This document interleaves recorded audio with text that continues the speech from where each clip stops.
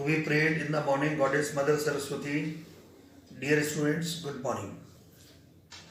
Most welcome to YouTube channel ML Kaushik. In my process of teaching, today I am taking your topic non-finites. Let's know what is non-finites. First of all, to know non-finites, we have to try to understand finite. Actually, there is a sentence. Sentence means a group of meaningful words is called sentence. In sentence, there is one verb and there is subject, verb and object. This is the order of those particular words. Sometimes there is only one word, that is verb. For example, go, come, sit, do. These are the words, verbs. And sometimes there is subject and verb. Ram goes, Mohan plays, Sita sings means subject and verb. And then there is object also. Sita sings a song. Sita subject, sings verb and a song object. And let's know in sentence there is verb that is called finite verb. For example, Sita sings a song. Sings is verb.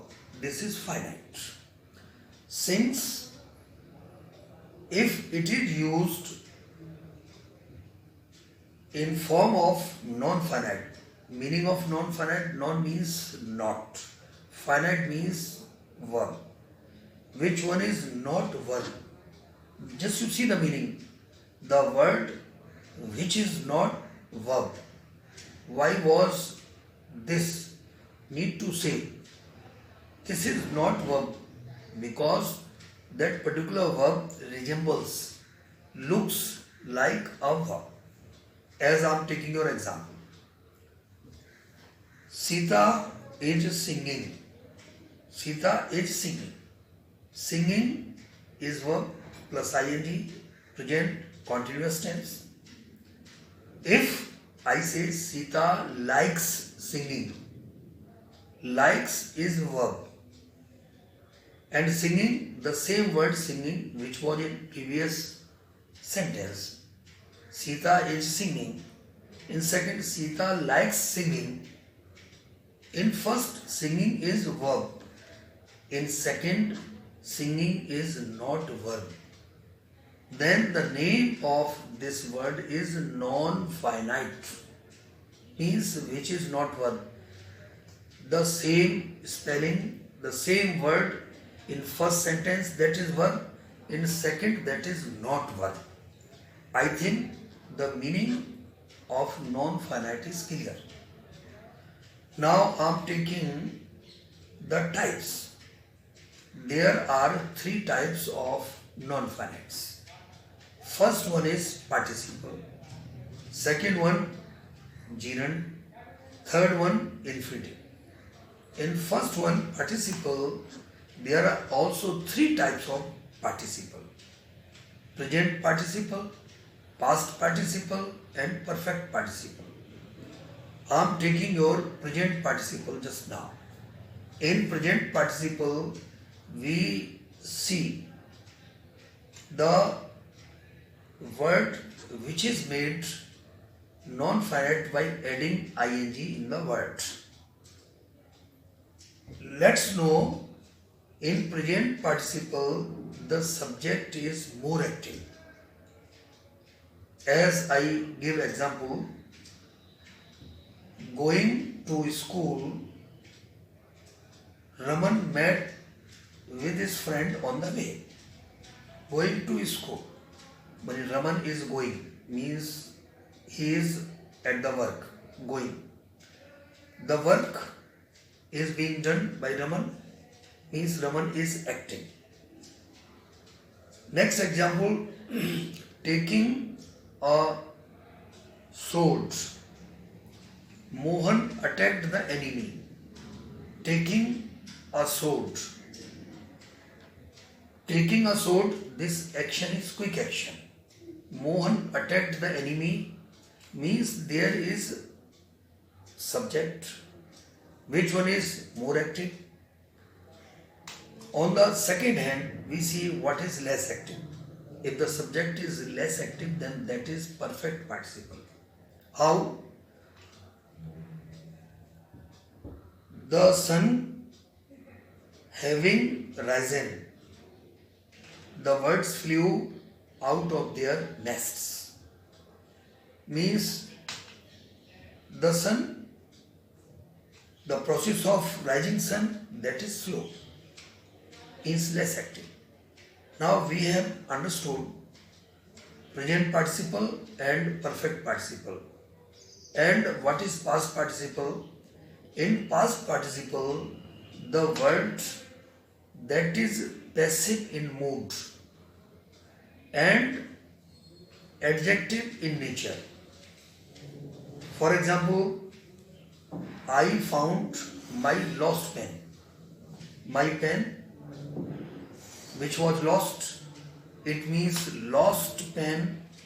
Lost is adjective, is qualifying pen, and it is passive in mood. If we explain lost pen, it means it can be only explained through passive voice. The pen which was lost, it means the pen was lost. So we have known this. There are three actually participles: present participle, past participle and perfect participle. And I would like to take example of present participle. He is weak. He cannot walk. As I have already told you, we add ing in verb. He is weak. There is the verb is. We have to add ing in is. There will not be ising. Actually, is, are, am, was verb. These verbs are in B group, B group. If we add ing in B, then there will be actually ing in which, are, am, was verb. Being weak, he cannot walk, he cannot run fast. Like this, being is being used here. If the subjects in both the sentences are different, then there will be nominative absolute. How? We have to, it is very hot. I cannot go out for a walk. It and I, in both the sentences, subjects are different. Then we bring it first. It being hot, I cannot go out for a walk. It being hot, I cannot go for a walk. In first sentence, being weak, he cannot run fast. Like this, we have understood this is your present participle. The subject, that one is more active. In past participle, the word that is adjective by nature and it is always in passive mood. I saw a dog. The dog was wounded. I saw a wounded dog. It means past participle. In perfect participle, the sun rose, the fog disappeared. The sun having risen, the fog disappeared. It means this is perfect participle. And in gerund, it can be used as subject, it can be used as object, adding ing in the word. Playing is a good exercise. Here playing is subject, but it is non-finite gerund. I like playing. I like, I subject, like verb. Playing is object, but it is in form of gerund. And in infinitive, we add to before verb. For example, I went to Agra. I wanted to see the Taj. I went to Agra to see the Taj. To see. See is verb. Before verb we are adding to see the Taj. It means this is infinitive. He is too poor to help others with money. So too poor to help. To help, it is infinitive. We, I think, have known what is present participle, past participle, perfect participle, what is gerund and what is infinitive. So this topic is non-finites. Dear students, I hope you have understood. Thank you very much.